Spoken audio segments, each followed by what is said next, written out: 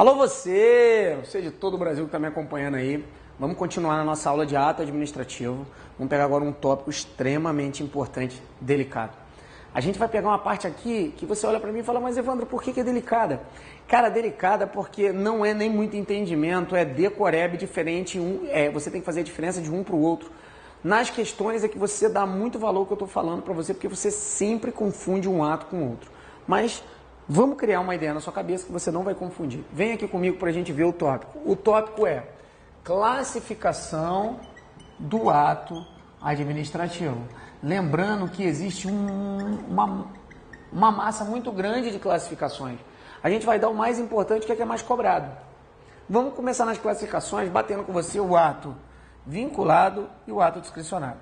Você sabe que o ato vinculado é aquele ato que não gera margem de escolha para o administrado, para o administrador.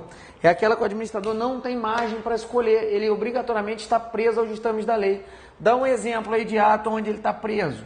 O ato de licitação. Ele tem que passar todos os passos da lei. Passo a passo da lei ele tem que seguir e não tem liberdade de escolha. Ato discricionário é aquele que trabalha aquele sisteminha da conveniência e oportunidade. O administrador público pode escolher o que vai fazer dentro dos parâmetros legais. O que autoriza a faculdade do poder discricionário? Duas coisas autorizam você escolher. Primeira coisa é a lei, segunda coisa são chamados conceitos jurídicos indeterminados.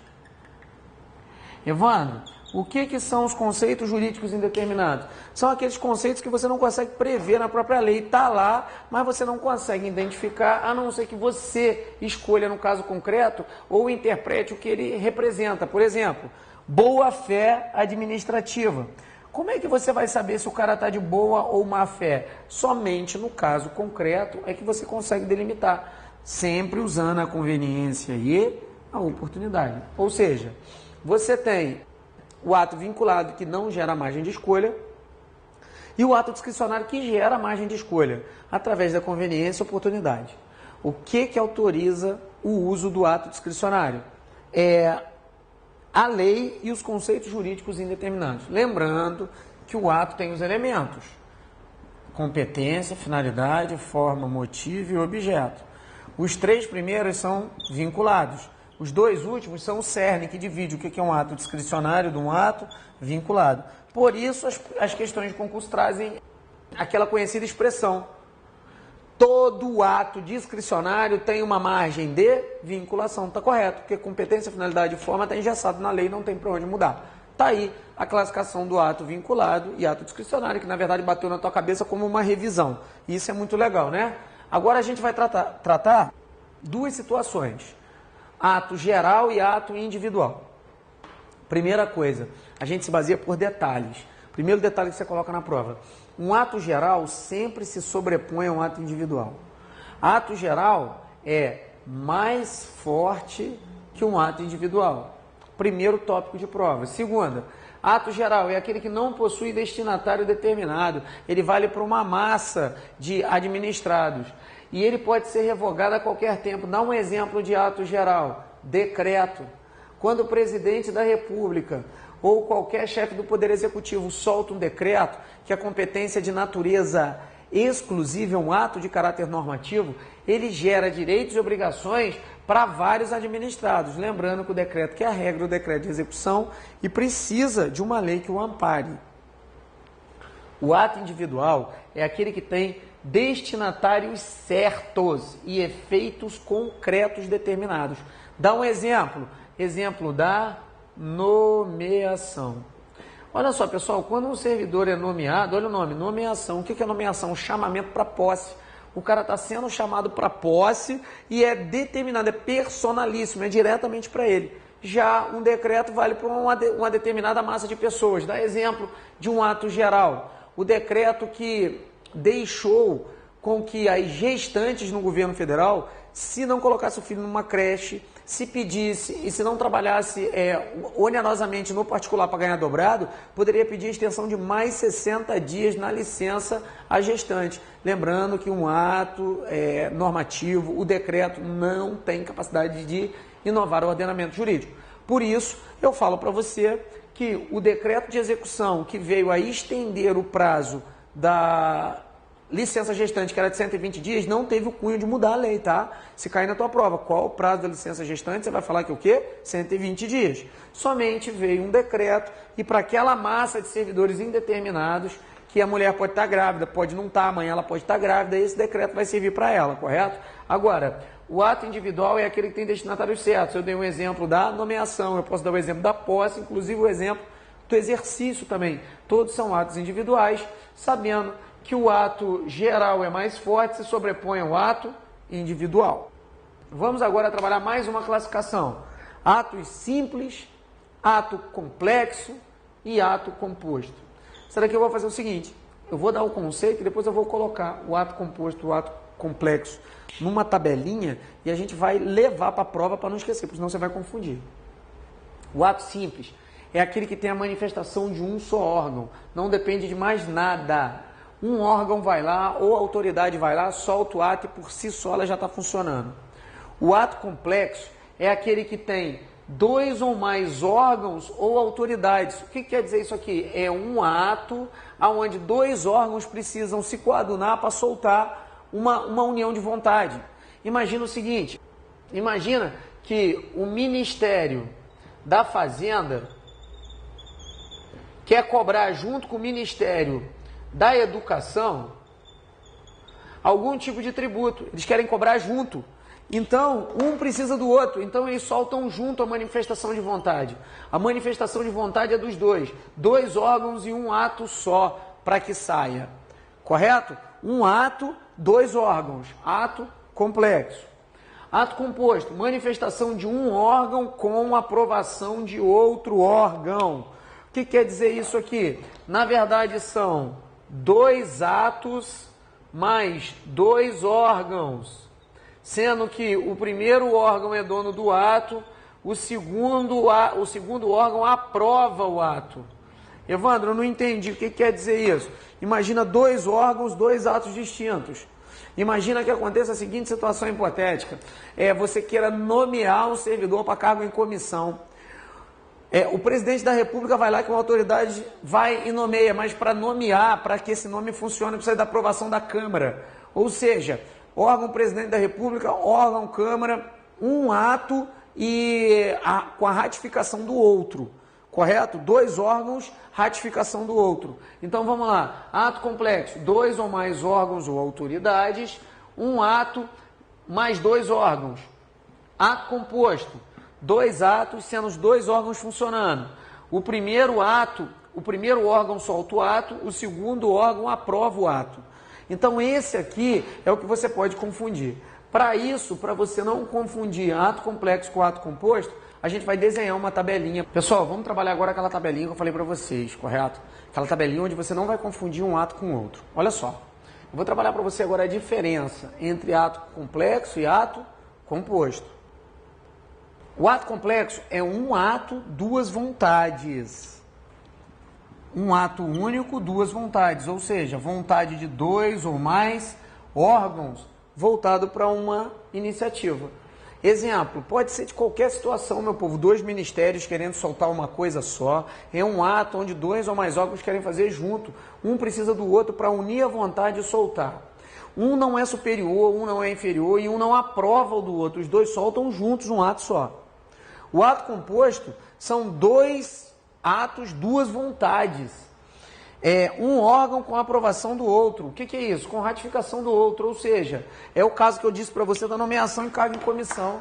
Vamos supor que o presidente da República, que é um órgão, ele tem a competência para escolher alguém que vai exercer uma função de confiança, um cargo em comissão, e precisa da ratificação de outro, tipo do Congresso Nacional, ou da Câmara, ou do Senado.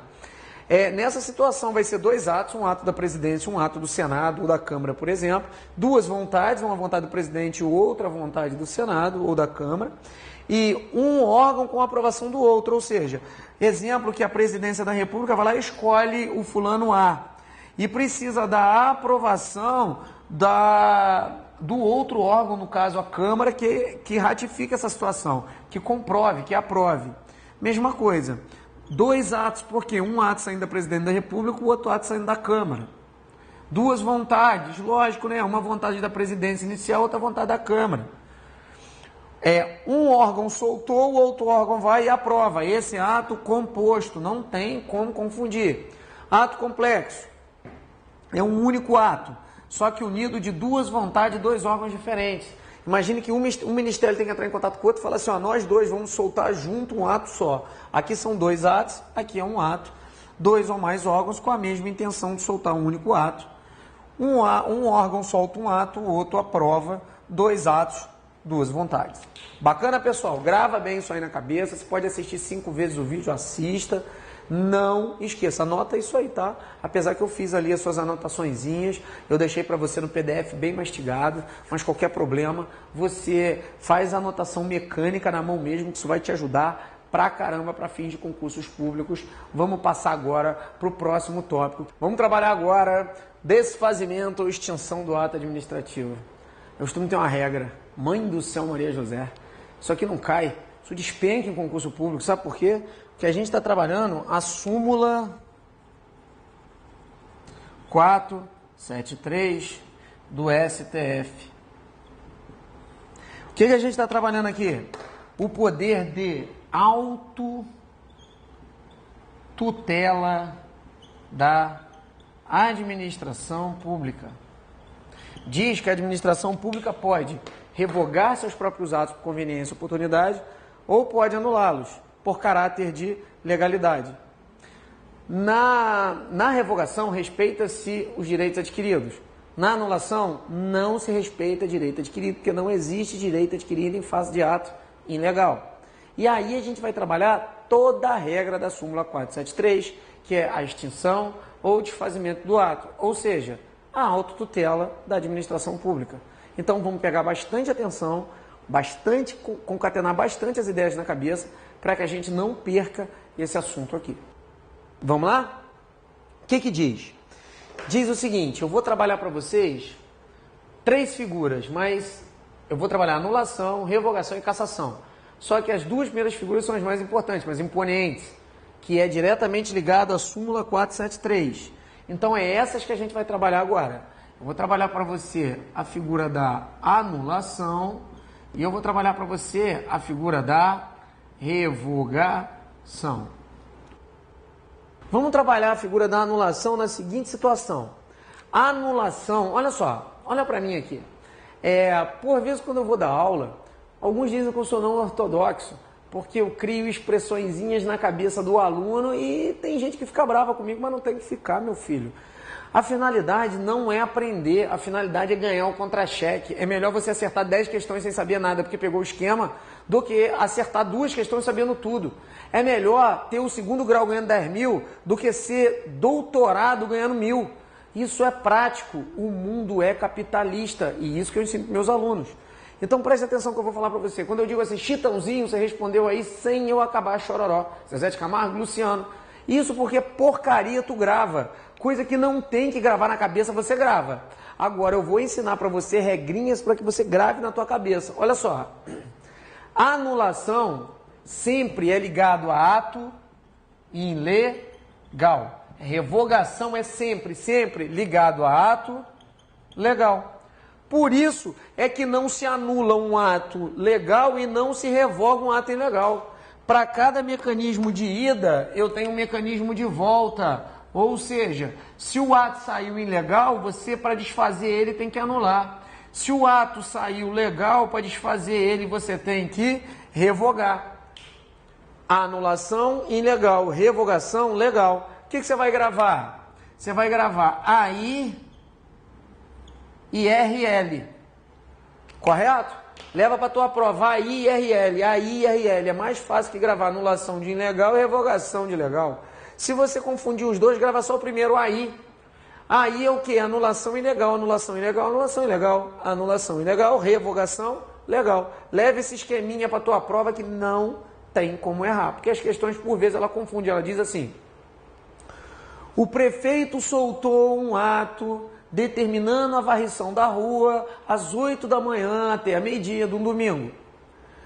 Esse ato considerado legal não deve ser mais executado. Um dia antes da execução do ato, o prefeito resolve anular o ato. Certo ou errado? Está errado, porque está dizendo que o ato foi legal e você está metendo anulação. Não pode. A anulação ilegal, revogação, ato legal.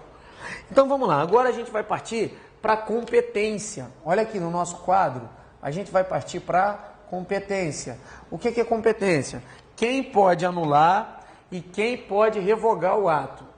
Vamos colocar uma linha aqui e vamos determinar a competência de quem pode anular o ato. O ato é critério de legalidade. Por que legalidade? Porque vai determinar se o ato é legal ou ilegal. Se é critério de legalidade, a própria administração pública pode anular o ato. Mas também o poder judiciário pode anular o ato também. Ou seja, se o ato for ilegal, tanto um quanto o outro pode anular. Vem aqui para o cantinho do pensamento e vamos trabalhar a situação da anulação aqui. O que eu falei para você? Eu falei para você que a anulação obrigatoriamente tem que ser de ato o quê? Ilegal. Imagina a seguinte situação hipotética. O cara passou por um PAD, processo administrativo disciplinar, que determinou a demissão dele. Lá na lei diz, a competência para demitir é do presidente da República, e quem demite ele é o presidente da Câmara. Olha que absurdo. O presidente da República era o competente para demitir o cara, que está no Poder Executivo. Vai um cara lá do Poder Legislativo e demite o cara. E aí, o cara está demitido? Tá, porque ato administrativo tem presunção de legitimidade. Mas e aí, Evandro, com a presunção de legitimidade? Ela é relativa. O que acontece? Você vai provocar tanto a administração pública, que vai ver e vai poder rever o ato dela, já que esse ato foi enraizado de ilegalidade, só cabe anulação. E como é critério de legalidade, se a administração não quiser anular esse ato para você, você vai e pede ao Poder Judiciário. Lembrando que se o ato soltou com presunção de legitimidade, o Poder Judiciário não age sozinho, tá? O Poder Judiciário age por impulso, o Poder Judiciário não age de ofício, você tem que pedir para ele para agir. Então, nesse exemplo que eu dei, o ato foi o quê? Ilegal, cabe anulação. Tanto a administração quanto o Poder Judiciário podem anular o ato. Agora, e a competência para revogação, meu povo? A revogação é critério de, olha aqui comigo, critério de mérito. Se é critério de mérito, somente a própria administração. Poder Judiciário não revoga ato de outro poder. Grave isso. Poder Judiciário não revoga ato de outro poder. Ou seja, isso que você está vendo aqui é critério de conveniência e oportunidade da administração pública. Conveniência e oportunidade, ou seja, mérito administrativo. Poder Judiciário não ataca mérito, Poder Judiciário só ataca critério de legalidade. Vamos dar um exemplo de revogação. Imagina a seguinte situação hipotética. O prefeito coloca o horário de entrada de 8 às 12 da prefeitura. Um mês depois ele vem e modifica o horário. Coloca o horário das 9 às 13. O que acontece? Se ele não desfizer esse ato aqui, vai ficar 2 atos válidos, o servidor não sabe que hora que ele vai entrar, que ele vai sair, ele vai ficar perdido. Ou então ele pode facultar em um outro, porque tem 2 funcionando. Ou seja, entrou um ato novo, o prefeito tem que desfazer esse. Esse ato foi legal ou ilegal? Aí você vai falar, Evandro, esse ato foi legal. Se o ato foi legal, só cabe o quê? Revogação. O Poder Judiciário pode ficar bravo porque mudou o horário lá e mudar isso aqui? Não. Por quê? Porque Poder Judiciário não ataca critério de mérito. Agora eu vou fazer uma ressalva. E uma ressalva muito forte para vocês. Toma cuidado. O que eu coloquei na cabeça de vocês? Poder Judiciário não revoga ato de outro poder. Poder Judiciário não ataca mérito. Agora, olha aqui. Eu tenho os poderes do Estado. Vou abreviar para você aqui. Os poderes do Estado são o Executivo, Legislativo e o Judiciário. Eu digo para você que existe funções típicas e existe para vocês funções atípicas de cada poder. Funções típicas é aquela que ela nasceu, função atípica é aquilo que ela não nasceu, mas ela faz, eventualmente. Poder legislativo, poder executivo nasceu para administrar, poder legislativo tem duas funções, é o único que tem duas funções típicas. Primeira, legislar, que é criar lei. Segunda, fiscalizar. Fiscaliza através do TCU, Tribunal de Contas da União, funciona como controle externo da administração. Poder judiciário nasceu para julgar, vamos falar básico. Agora, às vezes, os poderes desempenham funções atípicas. Exemplo é quando, por exemplo, o presidente da República dá início a uma medida provisória com força de lei. Ele está legislando. Ou a Câmara e o Poder Legislativo e o Poder Judiciário, às vezes, podem administrar também, meu povo, nas funções o quê? Atípicas. O que quer dizer isso? Um exemplo clássico é quando, por exemplo, o juiz, ele funciona como presidente do fórum. Se ele funciona como presidente do fórum, ele coloca o horário de entrada de 8 às 2 e na outra semana ele muda de 9 às 13. O que ele está fazendo? A função típica dele é julgar, mas ele, como presidente do fórum, ele está numa função administrativa, ou seja, numa função atípica. Se o Poder Judiciário tiver dentro de uma função atípica, ele pode revogar o próprio ato, mas internamente nas funções atípicas. Ou seja, o Poder Judiciário não revoga ato do Poder Legislativo, o Poder Judiciário não revoga ato do Poder Legislativo, o Poder Judiciário não revoga nem ato dele mesmo se tiver na função típica. Agora, o Poder Judiciário pode revogar seus próprios atos se tiver na função atípica de administrar, porque aí na verdade está funcionando como administração pública. Ou seja, ele colocou o horário de entrada de 8 às 12 e agora ele está mudando de 9 às 13, então ele vai o quê? E extingue aquele ato de cima. Então o Poder, para quem quiser anotar, o Poder Judiciário, em exceção da exceção, pode revogar seus próprios atos quando estiver nas funções atípicas de administrar. Toma cuidado com esse tipo de questão. Agora, o Poder Judiciário nunca revoga ato de outro poder, correto? Vamos partir aí agora para os efeitos do ato administrativo. Meu povo, existem dois efeitos básicos do ato administrativo. Um vale para anulação, outro vale para revogação. Os efeitos na anulação. Os efeitos da anulação são ex tunc. E os efeitos da revogação são ex nunc. O que quer dizer isso aqui? Efeitos ex tunc são retroativos à data do ato. Efeito ex nunc são prospectivos. Primeiro, antes de eu dar o exemplo, vamos gravar as regrinhas. Para que você não esqueça, anulação tunc, revogação nunc. Então eu posso gravar AT, anulação tunc, e eu posso gravar RN, revogação que nunc. Você sabe que já tem duas regrinhas, né? Você sabe que você pode gravar RL e RN, RRNL, e você pode gravar AT e AI.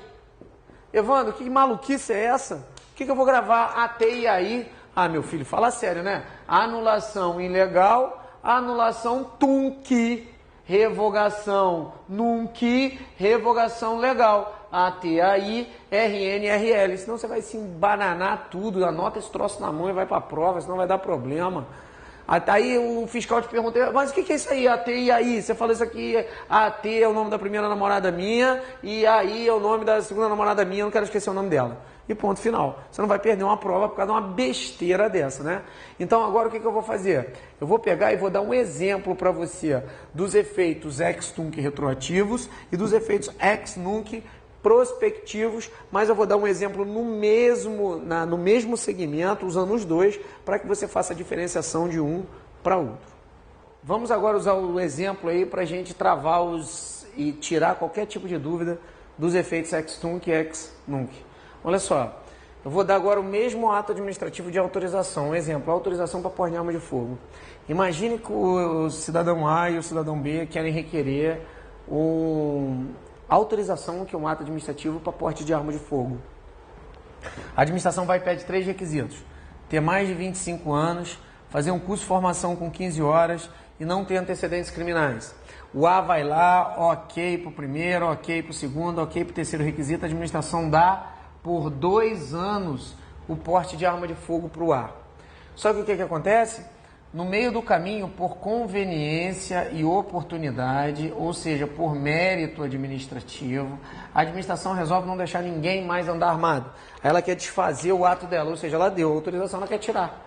Eu pergunto para você, o ato foi legal ou ilegal? Aí você vai falar, Evandro, o ato foi legal. Se é legal, cabe revogação ou anulação? Você vai falar, cabe revogação. Os efeitos são ex nunc ou ex tunc. Aí você pergunta assim, RT ou RN? Ah, o Evandro falou que era RN, eu lembrei aqui, ó, RN. Se é RN, os efeitos são ex nunc. Aqui, ó, nunc por quê? Porque é de R de revogação e N de nunc, ex nunc, ou seja, prospectivos, vale daqui para frente, da revogação do ato para frente. Tudo que foi feito para trás é válido. Grava até aí. Agora, imagine o B. O B fez o seguinte, tinha que ter mais de 25 anos, ele falsificou. Ele tem 21, ele falsificou a certidão de nascimento, falsificou a identidade. O requisito 2 e 3 ele deu ok. E aí, a administração não identificou, deu 2 anos de prazo também. Tranquilo, com 1 ano o Ministério Público ou a própria administração descobre a fraude. Descobre que aquilo ali foi fraudado. Nessa situação, o ato é ilegal. Se o ato é ilegal, eu pergunto para você, deve ser anulado ou revogado? E você gravou o quê? Aí, ato ilegal deve ser anulado. Bacana. Efeitos. Aí você gravou AT. AT, então a anulação vem de ex tunc. Se é ex tunc, é efeito retroativo ou prospectivo. Aí você vai falar, Evandro, efeito retroativo, retroage à época do ato. Ou seja, retroage, mata o ato no início. Esse período aqui de 1 ano que o cara andou armado, ele não podia. Aqui é inválido aquele ato, o ato inexistente. O que acontece nesse caso concreto? Já reparou que se o efeito ex nunc foi válido, esse cara andou armado e podia aqui estava ok, estava legal. Aqui o efeito voltou e arrancou a autorização de porte de arma de fogo dele, ou seja, nessa fase que ele andou aqui, foi ilegal, ele vai cometer o que nesse caso? Vai cometer um crime. Efeitos retroativos e efeitos prospectivos. Agora, pessoal, para fechar, nem todos os atos podem ser revogados, tá? Exemplo de ato que não pode ser revogado. Atos que já exauriram o seu potencial lesivo, ou seja, o ato que já acabou. Exemplo, o prefeito solta um ato legal, que é para varrer a rua de 8 a meio-dia num domingo. Na segunda-feira, ele não pode revogar um ato que já foi feito no domingo. Então, atos que exauriram o seu potencial não podem ser revogados. Segunda coisa que não pode ser revogado, atos que gerem direitos adquiridos. Gerou direito adquirido para terceiro de boa-fé, não pode ser revogado. Terceira coisa que não pode ser revogada. A licitação, ela pode ser revogada até antes da assinatura do contrato administrativo, tá, meu povo? A partir da assinatura do contrato administrativo para frente, desse ponto aqui, o ato é irrevogável. Somente pode ser revogada até o último ato de licitação, que é a adjudicação compulsória ao vencedor. Então, dei 3 situações que o ato não pode ser revogado. O ato que já exauriu o seu potencial lesivo não pode ser revogado, aqueles que já se exauriram. O ato que gera direito adquirido por terceiro de boa-fé também não pode ser revogado. E, a partir da assinatura do contrato administrativo, não pode ser revogado. Nessa situação, a gente terminou aí o desfazimento do ato, terminamos aí a anulação e revogação. Pessoal, vamos trabalhar agora o último desfazimento, que é a cassação. Cassação é o descumprimento dos requisitos que permitem a manutenção do ato. Ou seja, na regra, o ato sai legal na origem e ele se transforma em ilegal na execução. Isso aqui eu tenho um exemplo só para dar, que é bem fácil. Imagine o seguinte, lembrando que o ato sai legal e é ilegal na execução. Imagine que a prefeitura dá uma licença para que o cara construa um prédio. E ela dá os requisitos. E o cara deu tudo que tinha que dar. Alvará, da licença, está tudo certinho. Todos os documentos apresentados. O terreno está legal, está tudo legal. Na hora dele construir o prédio, está lá na planta. Você deve construir a calçada com 5 metros. Tem que deixar 5 metros de calçada. O cara, na hora de construir, deixa 1 metro de calçada. Ou seja, ele ocupou a calçada. Na hora que soltou o ato, era legal, porque ele deu tudo que precisava, todos os dados, todos os documentos. Só que na execução do ato, a execução da coisa, ele transformou em ilegal a execução. Por exemplo, ele obedeceu todos os requisitos na hora de soltar o ato, e na hora de executar o ato, que ele deveria deixar 5 metros de calçada, ele desobedece esse requisito. Ou seja, o que acontece? O ato foi legal na soltura e o ato foi ilegal na execução. Legal na hora que solta e ilegal na execução, você caça o ato administrativo. Vai ser cassação, nada mais que descumprimento dos requisitos que permitem a manutenção do ato. Nessa situação, acabamos aí anulação e revogação, que é o mais importante, 99,9% das questões estão aqui, e deixei aí a cassação para que você não se perca na hora da prova. Correto? Um abraço, fica com Deus e até a próxima gravação nossa, onde a gente encerra o tópico ato administrativo.